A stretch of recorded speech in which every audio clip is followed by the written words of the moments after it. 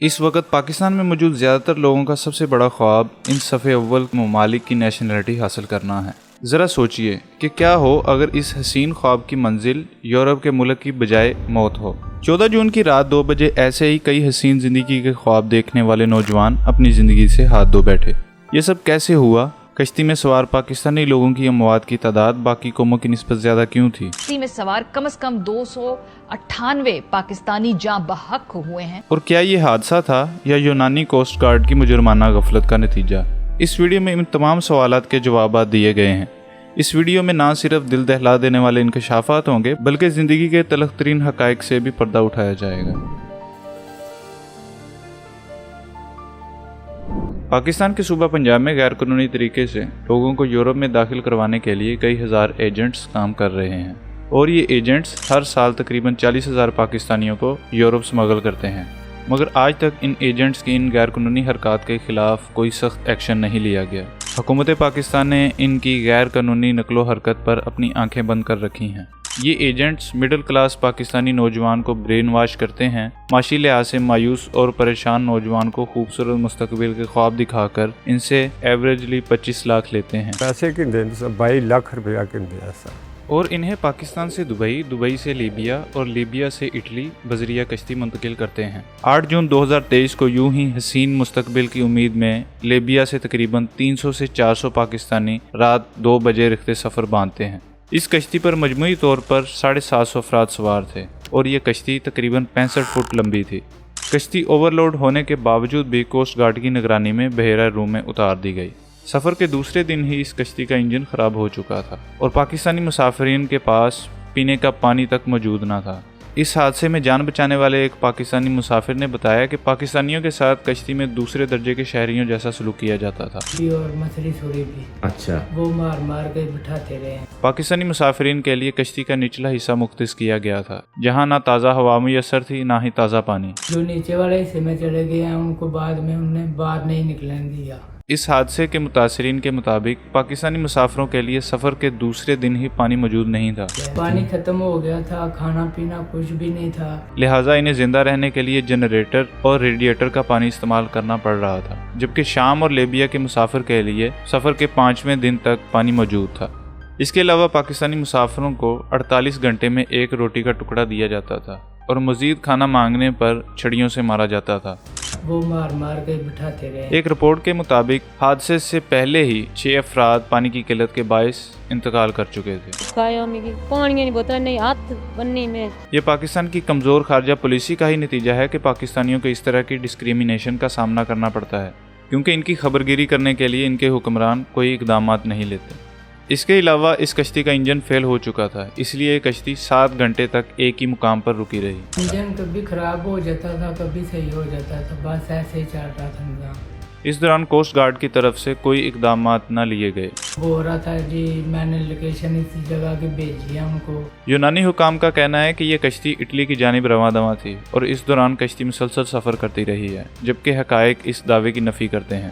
بحیرہ روم کی کشتیوں کی نیویگیشن ویڈیو کے مطابق یہ کشتی 7 گھنٹے ایک ہی مقام پر کھڑی رہی، مگر کوسٹ گارڈ کی طرف سے دانستہ طور پر کوئی ریسکیو آپریشن نہ کیا گیا، کیونکہ اس کشتی میں غریب اور کمزور ملکوں کے باشندے سوار تھے، جن کی جانیں اپنے حکمرانوں کے لیے اقتدار سے زیادہ قیمتی نہیں ہیں۔ دوپہر کے 3 بجے لک سیلر نامی ایک کشتی اس کشتی کو کھانا اور پانی فراہم کرنے کے لیے پہنچی، اور رات 6 بجے فیتھ فل ویریئر نامی کشتی بھی اس مقام پر متاثرہ کشتی کو کھانا دینے کے لیے پہنچی، یعنی ان 3 گھنٹوں میں متاثرہ کشتی ایک ہی مقام پر تھی۔ یہ یونانی حکام کے اس دعوے کی نفی کرتی ہیں کہ یہ کشتی بلا تعطل اٹلی کی جانب سفر کر رہی تھی۔ کشتی کو 2 بار ایک ہی مقام پر کھانا مہیا کیا گیا، اور حکام کی جانب سے مجرمانہ غفلت کا مظاہرہ کیا گیا۔ چلائے بہت ان کو باتیں دی، وہ بہت بڑا شپ تھا۔ ایسا ناممکن ہے کہ کوسٹ گارڈ کو کشتی کی خستہ حالی اور اس کو درپیش چیلنجز کا ان 7 گھنٹوں میں علم ہی نہ ہو، جیسا کہ کوسٹ گارڈ کا بیان ہے، جس کے مطابق کشتی پر سوار افراد کی جانب سے امداد کی کوئی اپیل نہ کی گئی، جبکہ ہیلی کاپٹر کے ذریعے اس کشتی کو مانیٹر کیا جا رہا تھا، اور اس کشتی کی فوٹیج بھی ریکارڈ کی گئی۔ تو 7 گھنٹوں میں ریسکیو عملہ بھیجنا بھی اس قدر ناممکن بات نہ تھی۔ GMT وقت کے مطابق رات 11 بجے یہ کشتی ڈوب گئی، اور اس حادثے کے بعد کافی کشتیاں مدد کے لیے پہنچیں، مگر تب تک بہت دیر ہو چکی تھی، اور متاثرہ کشتی کی بائیں جانب سے رسی پھینکی تاکہ متاثرہ کشتی کو کھینچا جا سکے۔ मगर ये कश्ती अपना तवाज़ुन बरकरार न रख सकी और उलट गई।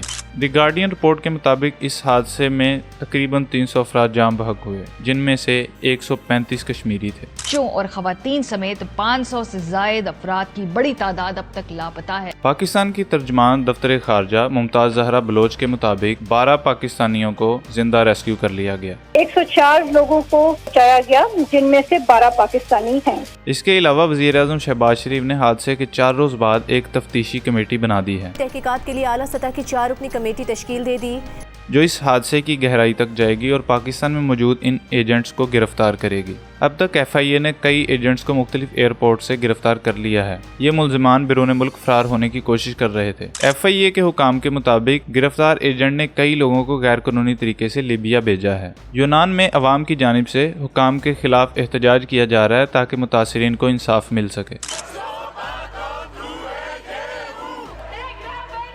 मगर पाकिस्तानी मीडिया इस खौफनाक वाक़े के बाद भी हुकूमत के तूल पकड़ते इक़्तिदारी मसाइल की कवरेज कर रहा है। एक तरफ लवाहिकीन अपने अजीज़ों की लाशों के लिए कोशिश कर रहे हैं, जबकि आज मीडिया के लिए अहम मसला हुक्मरानों के बयानात हैं। पर क्या ये सिलसिला यूं ही ख़त्म हो जाएगा? क्या पाकिस्तान के नौजवान अपने मुस्तकबिल के लिए अपनी जानें खतरे में डालने से खुद को रोक पाएंगे? कमेंट सेक्शन में अपनी राय का इजहार ज़रूर कीजिएगा।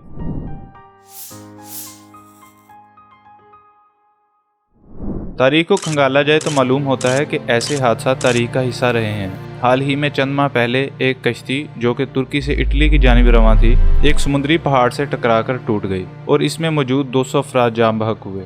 ये वाक़या 28 फरवरी 2023 को पेश आया और इसमें पाकिस्तान के मरूफ हॉकी प्लेयर शाहिदा रजा भी शामिल थीं और कश्ती डूबने के बायस जाम बहक हो गई। के सबब 200 से जायद तारिकीन वतन डूबकर जाँ बहक हुए। इस हादसे में 40 पाकिस्तानी जाँ बहक हुए, जिनमें बेशतर का ताल्लुक गुजरात से था, जिनसे बेशतर का ताल्लुक गुजरात से बताया जाता था। मगर इस वाक़े के बाद भी कोई खातिर-ख्वाह इक़दाम नहीं किए गए और गैर कानूनी इमिग्रेशन का यह सिलसिला जारी रहा, क्योंकि आज पाकिस्तानियों को पाकिस्तान में रहते हुए अपने रोशन मुस्तकबिल की कोई उम्मीद नज़र नहीं आती। बेशक आज इन मुतासरीन के लवाहिकीन अपने अजीज़ की मैयत के लिए रो रहे हैं, मगर कल फिर इस मुल्क के हालात से मायूस नौजवान ये राह फरार इस्तेमाल करेंगे। इस सिलसिले को जड़ से ख़त्म करने के लिए ज़रूरी है कि इस मसले की बुनियादी वजूहात को जाना जाए, मुल्क में वेलफेयर सिस्टम राइज किया जाए और यहाँ के रहायशियों को वो सहूलियात दी जाएँ जिनको पाने के लिए वो यूरोप के ममालिक का रुख करते हैं। पाकिस्तान में बढ़ती महंगाई और गुर्बत की वजह से लोगों को अपना मुस्तकबिल तारीक नज़र आ रहा है। आज लाखों की तादाद में तलीम याफ्ता पाकिस्तानी बेरोज़गार हैं। इस बेरोज़गारी के सबब नौजवान नस्ल में मायूसी बढ़ती चली जा रही है। इन्हें पाकिस्तान में अपना मुस्तकबिल नज़र नहीं आता, लिहाजा अपनी ज़िंदगी के मेयार को बेहतर बनाने के लिए इन्हें एक ही रास्ता नज़र आता है और वो ये है कि किसी वेलफेयर स्टेट में मुंतकली। नौजवानों को यकीन है कि बैरून मुल्क इनके हुनर की कदर की जाएगी और वो अपने ख्वाब पूरे कर पाएंगे, जिससे ब्रेन ड्रेन तो हो ही रहा है, जबकि हुनरमंद अफराद के जाने की वजह से इंडस्ट्री की क्वालिटी पर भी फ़र्क पड़ रहा है। इसके अलावा पाकिस्तान में 2.5 करोड़ बच्चे गैर ख्वानदा हैं, यानी वो स्कूल जाने की उम्र में बाकी सरगर्मियों में मसरूफ़ हैं। ऐसे बच्चे बड़े होकर डिग्री और कोई स्किल ना होने के बायस पाकिस्तान में अपना सर्वाइवल मुश्किल समझेंगे और यूं ही मुल्क छोड़कर किसी ऐसी जगह जाने की कोशिश करेंगे जहां उनको माशी इस्तेहकाम मिले। लिहाजा ज़रूरी है कि हुकूमत अवाम के टैक्सों को अवाम की वेलफेयर के लिए इस्तेमाल करे और इकॉनमी बेहतर हो, ताकि हर इंसान की बुनियादी ज़रूरियात आसानी से पूरी हो सकें। इसके अलावा इन 2 करोड़ बच्चों के लिए भी मुफ्त तालीम फराहम की जाए, ताकि ये बच्चे बड़े होकर ना सिर्फ अपने वालिदैन का सहारा बने, बल्कि पाकिस्तान की इकोनॉमी में भी भरपूर किरदार अदा कर सकें। इसके अलावा हुकूमत को चाहिए कि पाकिस्तान में बिजनेस को आसान करे, ताकि ज़्यादा से ज़्यादा नौकरियाँ दस्तयाब हों और नौजवान अपने मुस्तकबिल के बारे में पुरुमीद रहें। पाकिस्तानी हुकूमत पाकिस्तानी अवाम की तालीम और तरबियत के लिए प्रोग्राम्स मुतारफ़ करवाए, जिससे वो लोग जो 25 लाख रुपए जितनी बड़ी रकम देकर अपनी जान की बाजी लगा देते हैं ताकि किसी अच्छे मुल्क जा सकें, मुस्तफ़ीद हों और ऐसी खतीर रकम पाकिस्तान में ही रहकर अपने बिजनेस पर लगा सकें। मुनासिब ट्रेनिंग और तालीम के ज़रिए लोगों को इस तरफ लाया जा सकता है। इसके अलावा हुकूमत ऐसे प्रोग्राम मुतारफ़ करवाए जिससे अवाम टेक्निकल स्किल सीख सके। यूँ जब एक पाकिस्तानी को अपने मुस्तकबिल की फ़िक्र नहीं होगी तो वो इस मुल्क को छोड़ने का सोचेगा भी नहीं।